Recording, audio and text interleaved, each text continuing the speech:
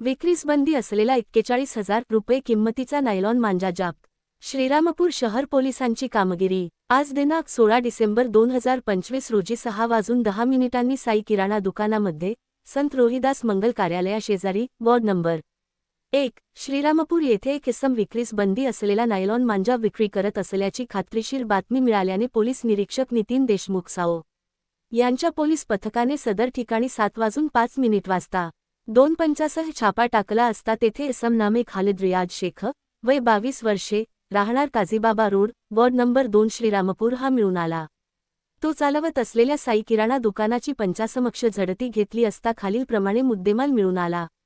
41,000 रुपये किंमतीचे mono fighter कंपनीचा नायलॉन मांज्याचे 41 नग प्रत्येकी 1,000 रुपये किंमतीचे 41,000 रुपये एकूण येणेप्रमाणे वरील वर्णनाचा व किंमतीचा मुद्देमाल पंचासमक्ष सविस्तर पंचनामा करून जप्त केला व नमूद आरोपीवर श्रीरामपूर शहर पोलीस स्टेशन गुन्हा रजिस्टर नंबर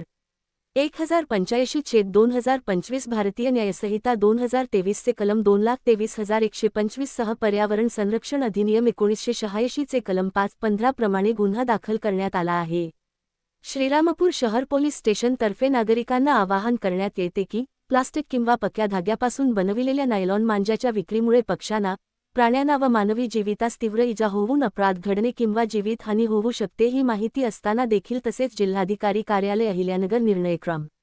डी.सी. कार्या 9/1/2376/2025 अहिल्यानगर दिनांक 12 डिसेंबर 2025 अन्वये काढलेल्या निर्देशाची अवज्ञा करून इतराची जीविताच्या सुरक्षितता धोक्यात आणणारी कृती करून नायलॉन मांज्याची विक्री करण्याकरिता दुकानामध्ये, घरामध्ये साठवताना किंवा विक्री करताना कोणी मिळून आल्यास तात्काळ पोलीस स्टेशनला किंवा डायल 112 वर कॉल करून माहिती दिल्यास सदर इमसावर तात्काळ गुन्हा दाखल करून कायदेशीर कारवाई करण्यात येणार आहे.